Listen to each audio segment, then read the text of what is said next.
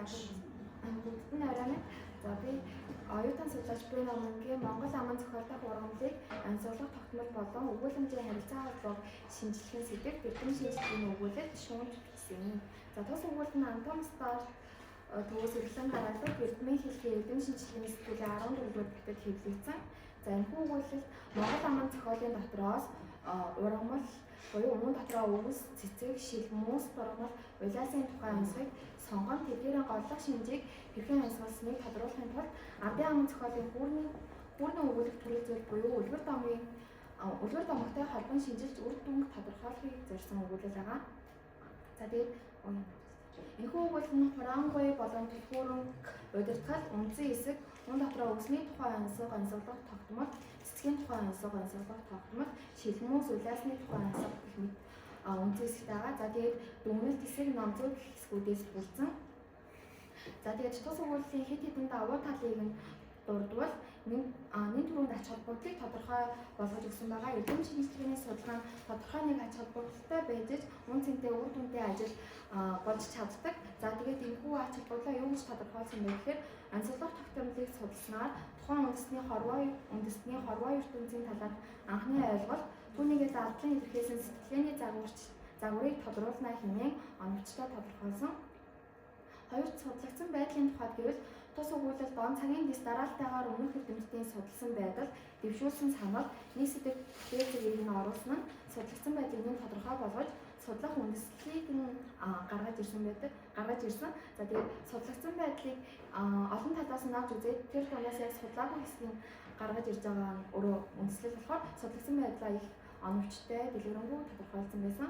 За өмнө дээр Монгол аман зохиол дэх ургамлын дүр төрсөл өгүүлэмжийг тусгайлан судалсан судалгаа ховроо.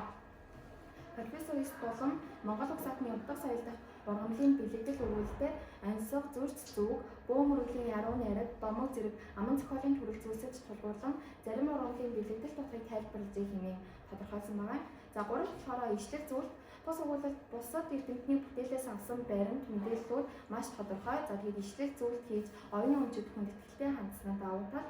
Дөрөвт бол хэл найруулгын тал дээр гэвэл эрдэм шинжилгээний хэл найруулгад тохирсон оновчтой үгсийг ашиглаж зөв бичих дүрмийн ямар ч алдаагүй бичигдсэн. За тавч дүгнэлт хэсэг дээр бол өвс, цэцэг, шилмүүс, ургамал, улаасны ансуулгах тогтмолыг судалгааны үндэслэлтэй тайлбарлан тодорхойлж тус дөрвөн дүгнэлтийг гаргаж ирсэн. Зорилттой асан ийм үг тусгасан байх. За тэгээд жишээ нь бол өвсний тухайн онцгой ертөнцийн ба хүний үүсгэн домогтой зөв тогтолцоороо холбогдож байна. Мөн өвс ургамал эдэж тижээлийн гинжин хэлхийн анхдагч нь болох